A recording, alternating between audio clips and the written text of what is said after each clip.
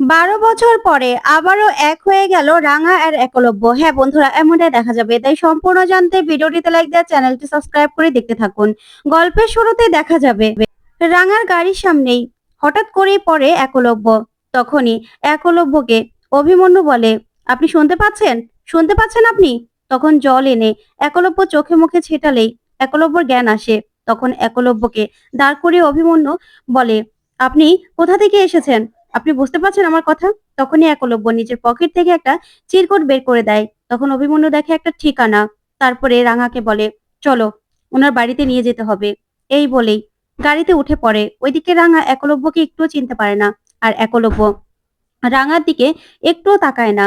অন্যদিকে দেখা যাবে প্রমিতা রাঙার ছবি নিয়ে কান্নায় ভেঙে পড়ে আর বলে, আমার রাঙা, রাঙা, কোথায় চলে গেলি তুই? তখনই সেখানে নবারুণ আসে আর এসেই বলে, প্রমিতা, তুমি আবারও রাঙার ছবি নিয়ে কান্নাকাটি করছো? বিন্দা যদি দেখতে পায় না, তাহলে কিন্তু আবার তোমাকে অনেক অপমান করবে।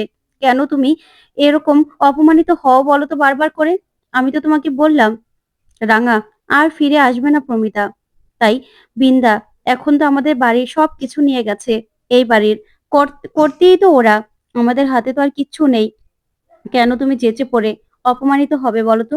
তখনই প্রমিতা কাঁদতে থাকে আর বলে, আমি জানি রাঙা ফিরে আসবে। এই বলে রাঙা ছবিতে চুমু দেয় প্রমিতা। ঠিক তখনই বিন্দা সেখানে চলে আসে আর রাঙার ছবিটাকে টেনে নিয়ে যায় প্রমিতার কাছ থেকে। তারপরে বিন্দা বলে, আপনাদের এই নাটক আর কত সহ্য করতে হবে বলুন তো? তখন প্রমিতা বলে, বিন্দা, ছবিটা দাও আমাকে। তখন বিন্দা বলে, না, যে মানুষটা মারা গেছে, 12 বছর হয়ে গেছে মা, এখনো আপনি রাঙা রাঙা করে এরকম কান্না জুড়ে দিলে কি করে হবে? আপনাদের নাটকগুলো না আমার জাস্ট আর সহ্য হয় না। আপনাদের এই ন্যাকামোগুলো দেখলেই না আমার গা পিত্তি জ্বলে যায়। কেন এরকম করছেন?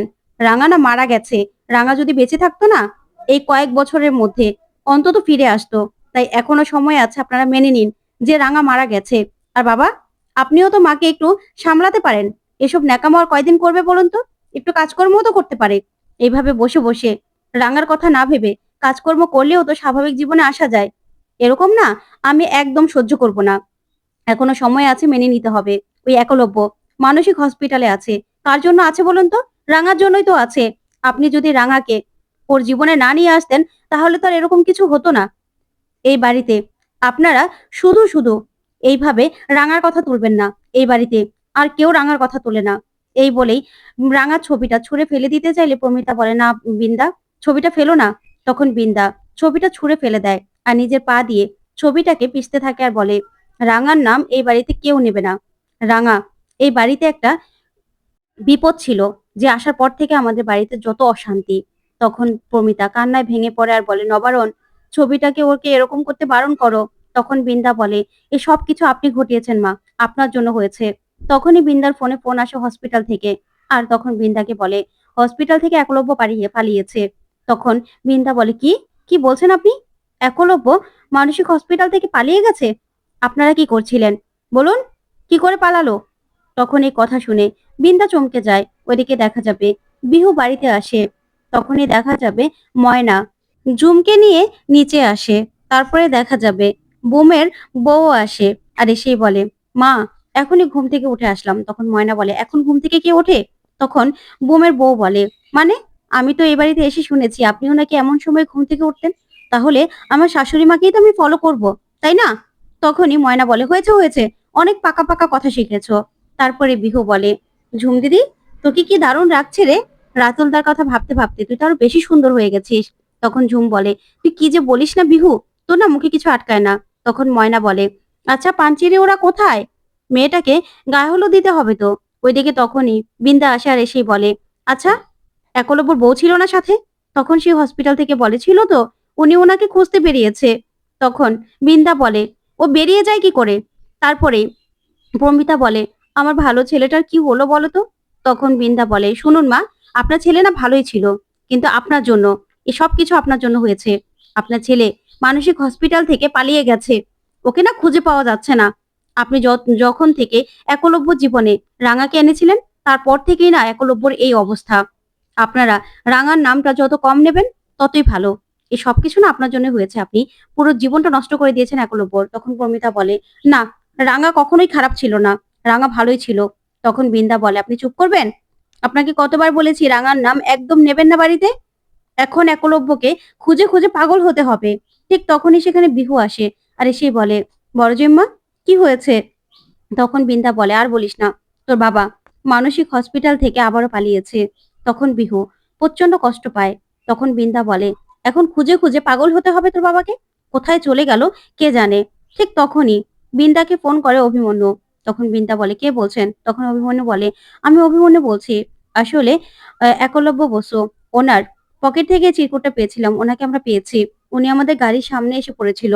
এখন ওনাকে নিয়েই আমরা আপনাদের বাড়িতে আসছি। তাই এই ঠিকানা অনুযায়ী এই ফোন নাম্বারটা এখানে ছিল, তাই আপনাকে আমি ফোন করলাম। তখন বৃন্দা বলে, ভালো করেছেন। আপনি না ওকে একটু প্লিজ পৌঁছে দেবেন? তখন অভিমন্যু বলে, হ্যাঁ হ্যাঁ, আমি নিয়ে আসছি ওনাকে। তারপরেই বৃন্দা বলে, যাক, একলব্যকে একজন পেয়েছে, সে একলব্যকে নিয়ে আসছে। তখন নবারণ আর প্রমিতা একটু স্বস্তি পায়।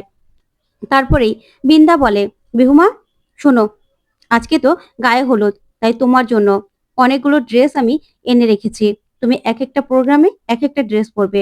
যাও তো, নতুন ড্রেস পরে খুব সুন্দর করে সেজেগুজে আসো, ঠিক আছে? তোমাকে যেন দেখতে খুব সুন্দর লাগে আমার বিহুমা, খুব ভালো।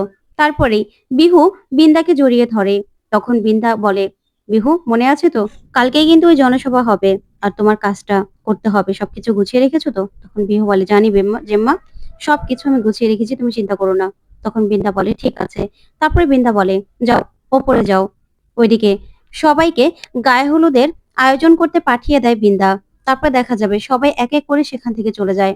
ওইদিকে প্রমিতাকে বৃন্দা বলে, শুনুন মা, একটু না নর্মাল বিহেভ করুন, সবার সঙ্গে থাকুন, একসঙ্গে সবার সঙ্গে তালে তাল মেলান, তাহলে না দেখবেন সবকিছু ভালো লাগছে। আর এখন না ওই রাঙা রাঙা করে কোনো লাভ নেই, শুধু শুধু আপনার ছেলেটা দেখেছেন কি অবস্থা। তাই এসব না আর বলবেন না। তারপরে বৃন্দা চলে গেলেই ওইদিকে নবারণ বলে, প্রমিতা, তুমি না রাঙার নাম আর তুলো না, রাঙা আর আসবে না। রাঙা আসলে এতদিনে চলে আসতো। তখন প্রমিতা বলে, না, আমি জানি রাঙা ঠিক ফিরবে। রাঙা এসে আমাকে বলবে, মা, আমি ফিরে এসেছি, তুমি দেখো, আমাদের রাঙা ঠিক ফিরে আসবে। তারপরেই নবারণ তাকিয়ে থাকে। ওইদিকে দেখা যাবে রাঙা আর একলব্য একসঙ্গে বসে আছে। তখন একলব্যর দিকে তাকালেই রাঙার কিছু একটা মনে পড়তে থাকে।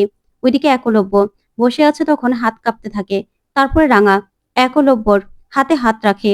তখন একলব্য নিজের আরেকটা হাত রাঙার উপরে রাখে, যা দেখে রাঙা অবাক হয়ে যায়। তারপরে বাড়ির সামনে চলে এলেই একলব্যকে বের করে নিয়ে যায় অভিমন্যু। ওইদিকে দেখা যাবে বিন্দা সবাইকে বলে, যাও, ঝুমকে নিয়ে এসো, গায়ে হলুদ দিতে হবে তো। তখন ঝুমের গায়ে হলুদের আয়োজন করতে থাকে। এদিকে বিহু খুব সুন্দর করে রেডি হয়ে ড্রেস পরে সেজে নিচে চলে আসে। তখন বিহু অঙ্কুরকে বলে, এ কি, তুমি এখানে দাঁড়িয়ে আছো কেন পিসেমশাই, চলো ওদিকে চলো। তারপরে বিহু সবটা ভিডিও করতে থাকে। আর বৃন্দা প্রথমেই ঝুমকে গায়ে হলুদ লাগাতে থাকে। এদিকে দেখা যাবে গাড়ি থেকে বাড়িটা দেখেই রাঙার কেন যেন পরিচিত পরিচিত মনে হয়। তখন গাড়ি থেকে নেমে আসে রাঙা আর ভিতরে ঢুকতে থাকে। এদিকে বৃন্দা বৃন্দা ঝুমকে গায়ে হলুদ লাগায়। তারপরে দেখা যাবে পাঞ্চেরিকে বলে, পাঞ্চেরি, তুমিও এসো এবার। ওইদিকে রাঙা বাড়ির সামনে আসতেই বাড়িটা দেখে কেমন যেন ঝাপসা ঝাপসা সবকিছু চোখের সামনে আসতে থাকে। তখন রাঙা বলে, এরকম কেন লাগছে আমার? মনে হচ্ছে সবকিছু আমার চেনা। ওইদিকে বিহু সবটা ভিডিও করতে থাকে। তারপরে দেখা যাবে রাঙা জানালা দিয়ে বিহুকে দেখতে থাকে। ওইদিকে পাঞ্চেরি ঝুমকে বরণ করে। তারপরে ময়না সবাই মিলে এক এক করে ঝুমকে সুন্দর করে গায়ে হলুদ দিতে থাকে, বরণ করতে থাকে। এদিকে অঙ্কুর সবটা দাঁড়িয়ে দাঁড়িয়ে দেখছে। তারপরে দেখা যাবে বিহু সবটা ভিডিও করছে। তারপরে দেখা যাবে রাঙা রাঙা ভিতর দিকে আসতে থাকে। তারপরে দেখা যাবে ঝুমকে সবাই মিলে জল ঢালছে মাথায়, আর ঝুম বসে আছে। তারপরেই সেখানে একলব্যকে নিয়ে অভিমন্যু ভিতরে আসে। তখন অঙ্কুর বলে, ওই তো একলব্য, একলব্য চলে এসেছে। তখন একলব্যকে দেখেই পাঞ্চেরি ছুটে যায়। আর ছুটে গিয়েই পাঞ্চেরি বলে, ভাই, তুই ঠিক আছিস তো? বল না, তুই ঠিক আছিস তো? তখন বিহুও তাকিয়ে থাকে একলব্যর দিকে। তারপরেই একলব্য বলে, আমি ঠিক আছি, আমি ঠিক আছি। তখনই অভিমন্যু বলে, এই তো, আমি ওনাকে পেয়েছিলাম, আমি আপনাকে ফোন করেছিলাম। তারপরেই পাঞ্চেরি একলব্যর সঙ্গে কথা বলতে থাকলে ময়না সেখানে আসে। আর এসে বলে, ওর বউ কোথায়? ওর বউকে তো দেখছি না, ওকে তো বিয়ে করানো হলোই এই জন্য। তাই না, যাতে ওর খেয়াল রাখতে পারে। ওর বউ কি করে, ওর খেয়াল রাখতে পারে না? তখন পাঞ্চেরি বলে, থাক না মেজো বৌদি, এসব কথাগুলো এখন বলে আর কি হবে। তখন ময়না বলে, হ্যাঁ তাই তো, এসব কথাগুলো এখন আর বলেই বা কি হবে। এই যে সব কাজের মধ্যে যন্ত্রণা। তারপরে দেখা যাবে বিন্দা বলে, হয়েছে, চুপ করো। তারপরেই বিন্দা একলব্যকে বলে, একলব্য, এবার তোমাকে ভিতরে যেতে হবে। তারপর অঙ্কুর বলে, একলব্য তুমি ঠিক আছো তো? তারপরে বিহু বলে, বাবা তুমি কোথায় চলে গিয়েছিলে, তুমি ঠিক আছো তো? তখন একলব্য বিহুর মাথায় হাত বুলায় আর বলে, তুই খুব সুন্দর করে সেজেছিস মা, তোকে না খুব সুন্দর লাগছে। তখন বিহু একলব্যর দিকে তাকিয়ে থাকে। ওইদিকে দেখা যাবে রাঙা আস্তে আস্তে ভিতরে আসতে থাকে। তো বন্ধুরা, আজকের আপডেটটি তোমাদের কাছে কেমন লাগলো অবশ্যই কমেন্ট করে জানাতে ভুলবে না। ধন্যবাদ।